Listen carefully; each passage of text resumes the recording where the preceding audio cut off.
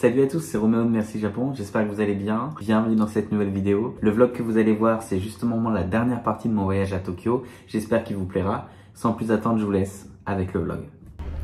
Je suis arrivé au Team Lab de Tokyo, vous savez j'en ai déjà l'habitude, j'en ai fait pas mal dans le passé. J'ai commandé le ramen vegan avant d'y aller, donc pour manger ça on va voir. Ça a l'air très bon, j'avais déjà mangé chez eux, parce qu'ils avaient un espèce de restaurant éphémère avec des sushis vegan etc. quand j'étais à Kyoto il y a 2 ans. Et c'était super bon, donc voilà, je vais retester là.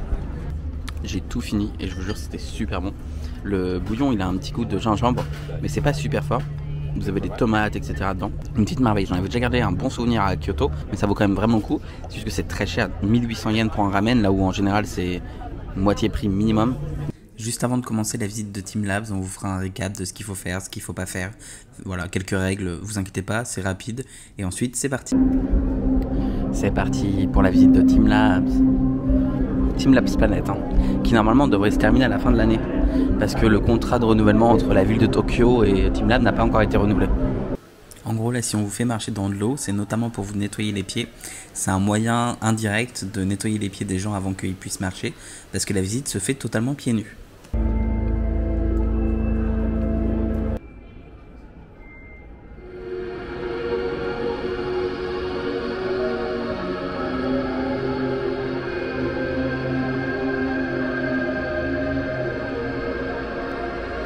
Voilà, du coup je continue la visite de Team Labs. Derrière moi c'est noir comme vous pouvez le voir.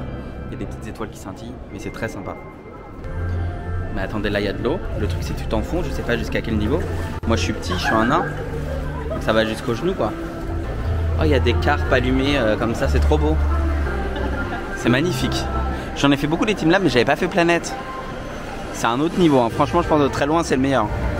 J'avais fait Borderless aussi avant, à l'époque avant qu'il ferme au Odaiba. C'était génial, mais je trouve que là c'est l'expérience de l'eau, ça rajoute un truc au sens.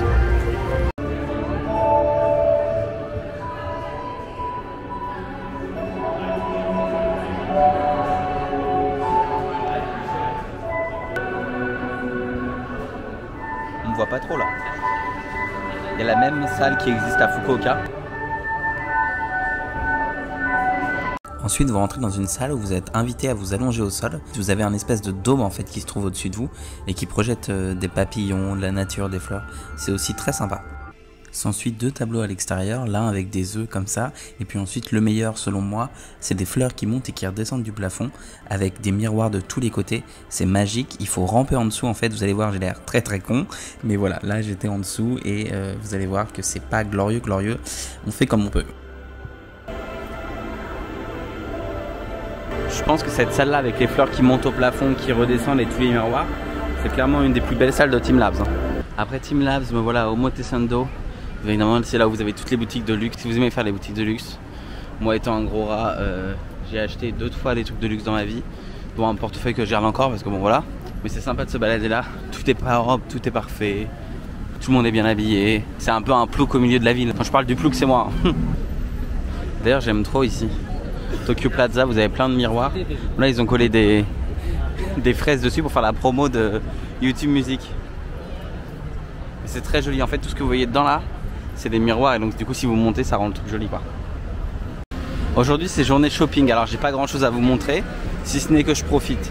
Bon moi j'achète pas grand chose mais je suis tellement content de revoir mes proches, les gens avec qui j'ai partagé des super moments au Japon, des super potes etc. Et je vous avoue que ça fait plaisir parce que je suis parti à Taïwan et je connaissais personne. Alors évidemment aujourd'hui j'ai des amis, voilà c'est des gens qui comptent beaucoup pour moi, mais malgré tout j'avais tout quitté au Japon en me disant je sais pas ce qu'il en sera tu vois. Je me suis éclaté à Taïwan et je m'éclate toujours autant, mais quand même tu vois c'est pas pareil parce que là c'est là où tout a commencé pour moi, où quand j'avais 22 ans j'ai pris mes affaires et je suis parti vivre en Asie.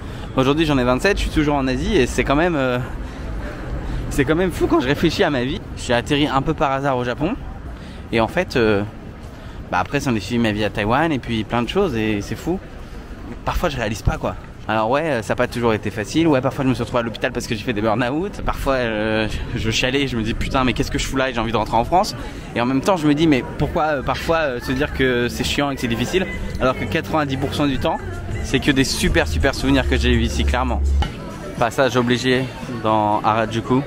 Par contre il y a toujours les mêmes magasins, rien à fermer, j'ai l'impression qu'ils ont tous plus ou moins survécu au Covid à l'exception de quelques-uns, mais faut dire que ces trucs là ça rapporte tellement de thunes, c'est un délire. Et en plus le truc c'est qu'il y a souvent rien de bon. Un truc que j'avais pas trop vu avant aussi, c'est les huiles de CBD, etc. Je trouve qu'il y en a beaucoup plus qu'il y en avait avant. Et genre là, ouais, il y a plein de boutiques de CBD, c'est incroyable. Hein. Et voilà, c'est ce que j'attendais, crêpes à la fraise avec du cheesecake. Et regardez la crêpe à la banane. Voilà, une petite merveille avec du caramel. Voilà, j'aime trop ça. Donc au début, ils donnent une petite cuillère et à la fin, tu manges ça et ça dégouline de partout, quoi. Un passage au Japon sans karaoké n'est pas un vrai passage au Japon. Et je me suis permis du coup d'y retourner pour pousser un peu la chansonnette et j'ai été surpris de découvrir qu'il y avait pas mal de nouvelles chansons françaises. Il y a notamment Aya Nakamura ou bien Zaz, comme quoi on trouve de tout, vraiment de tout. Ça m'a rappelé un peu mes soirées endiablées avec mes potes, parfois un peu trop alcoolisées, attention, avec modération. Mais ouais, franchement c'est des bons souvenirs de karaoké. Au début t'as un peu peur, mais comme tout le monde chante mal, bah tu t'en fous. Si vous allez dans un karaoké, je vous recommande aussi un melon de float. C'est un melon de soda avec une glace à la vanille. Oui, c'est très bon. Vous me remercierez plus tard. Je vais manger une de mes nourritures préférées, l'omoulaïs. J'aime trop ça. Chez Pomme. Vous connaissez peut-être, c'est une chaîne, c'est pas le plus bon, mais c'est sympa. Et je vais rejoindre une amie ce soir. Ça fait trop plaisir. Et moi, je prends toujours la même chose, évidemment à la tomate ketchup, avec du poulet et aussi un peu de mozza. Une petite merveille, je vous le recommande. Ça fait bizarre parce que je revois tous mes amis, etc. Et je réalise quand même à quel point ma vie, quand j'habitais à Tokyo, quand j'habitais à Osaka, etc., était incroyable. Et je me dis, mais est-ce que je repartirai pas vivre au Japon? C'est voilà, le monsieur qui change toujours d'avis, c'est un peu moi, quoi. Mais en fait, je me dis que non, il faut pas. Parce que je sais que je serai pas heureux ici, tu vois. C'est toujours pareil. Mais peut-être Okinawa. Tiens, j'ai testé Osaka, j'ai testé Tokyo. Je travaille à Kyoto, donc je connais bien Kyoto. Peut-être qu'en fait, la prochaine étape, c'est d'aller à Okinawa. Peut-être. Là, vous avez le fameux musée Harry Potter. Donc en fait, il y a de la musique dans toute la station de métro, etc. Et c'est trop cool parce que, en gros, vous avez la musique d'Harry Potter dans la station, vous avez des cafés Harry Potter, vous avez tout. C'est trop bien. Bon, il fallait une réservation. Je suis pas un super grand fan d'Harry Potter, mais il fallait une réservation pour y aller. Un truc qui me choque, c'est le nombre de nouveaux buildings qui sont ici, en plus des hélicoptères qui tournent en rond. Mais attendez, vous savez que dans ces nouveaux buildings, là j'ai regardé sur internet, en fait c'est des appartements. La majorité d'ailleurs des gens qui ont acheté des apparts ici, c'est des étrangers. Souvent c'est soit des gens de Hong Kong, Singapour, de Chine, enfin des gens qui ont de la thune et qui investissent dans l'immobilier, quoi.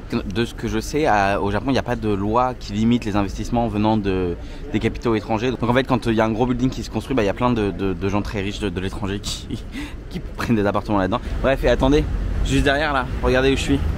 Je sais pas si vous allez la reconnaître. Le petit bout que vous voyez ici, c'est la Tokyo Tower, la contrefaçon de la Tour Eiffel. J'y vais là, je vais voir. Et après je rejoins à midi une amie avec qui je vais manger. Et puis après, franchement, ce soir j'ai déjà mon vol. Hein. C'est passé tellement vite ce voyage à Tokyo. Je suis resté 5 jours. Donc du coup c'est normal que ce soit passé vite. Mais je serais bien resté une semaine de plus. Regardez-moi cette Tokyo Tower, c'est un peu l'AliExpress de notre Tour Eiffel, quoi. En vrai, j'ai jamais compris pourquoi les gens viennent là. Parce que déjà la vue elle est pas ouf. Shibuya Sky c'est mieux, Tokyo Sky 3 c'est mieux. Et puis je sais pas, je trouve que le bâtiment c'est joli, tu vois, mais c'est pas. Il est plus joli de loin quand tu regardes depuis Roppongi ou ce genre de choses. C'est plus beau, quoi. Il y a encore des gens qui font des cartes. Je pensais que c'était terminé ça. Franchement c'est une galère pour les automobilistes, pour tout le monde. Hein. D'ailleurs Nintendo ils ont poursuivi ces entreprises là. Et du coup maintenant ils ont plus le droit d'être déguisés en Mario Kart. Parce qu'avant ils avaient des déguisements de Mario. Et il y avait des logos Mario Kart, etc. sur leurs cartes. Et maintenant ils peuvent plus parce qu'ils ont perdu le procès. Mais ça continue quand même. Hein. Et ensuite j'ai rejoint Emily qui vit à Tokyo. Donc si vous voulez je vous mettrai son Insta dans la description. Elle nous a emmenés dans son petit resto de sushi qu'elle aime tant, tenu par un petit papy. Et franchement c'était une super expérience. Encore merci à elle. Avant de rentrer à Taipei, je viens ici pour acheter des nuggets. Oui, mais des nuggets spéciaux. Ça vient juste de sortir, c'est aujourd'hui, c'est des nuggets aux crevettes. Et aujourd'hui, timing parfait. Ils ont sorti les nuggets, mais pas n'importe quel nugget. Comme je vous ai dit, les nuggets aux crevettes. Ça ressemble à ça la boîte. Ah mais c'est tout petit, c'est pas vraiment des nuggets.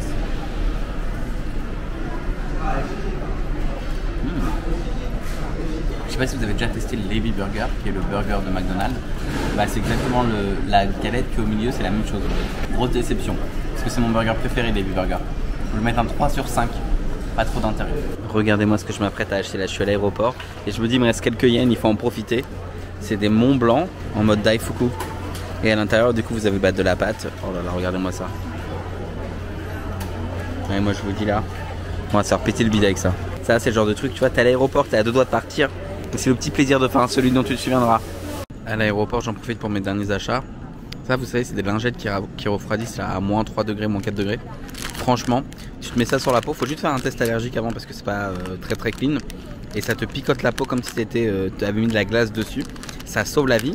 On en a à Taïwan évidemment, mais c'est beaucoup plus cher. Là, ça coûte 1,60€, 1,50€ les 42. Donc voilà, comme je pars à Bali dans 10 jours, je vais prendre ça. Et là, évidemment, le fameux Mont Blanc que je vous montrais juste avant. Et le Daifuku, et dedans, c'est un marron. Ce que j'adore ici à Haneda, c'est que vous avez un observatoire qui est gigantesque. Genre vraiment gigantesque. Et vous pouvez voir les avions qui arrivent et qui décollent, etc. C'est trop bien. Là, vous avez les avions de Japan Airlines. Tout à l'heure, je prends Japan Airlines. J'ai jamais voyagé avec eux. J'espère que ce sera bien. Et franchement, c'est trop cool. Hein. Surtout si vous avez des enfants qui aiment bien l'aviation, etc. C'est toujours assez impressionnant à regarder. Enfin, je crois qu'il décolle, oui. Il accélère, donc je suppose que oui. Je suis passé devant des gachapon et j'ai trouvé quoi? Des porte-clés KitKat. Vous pouvez avoir au matcha, vous pouvez avoir normal, chocolat noir. Enfin, bref, on va voir lequel je vais avoir. Je vais avoir celui au matcha.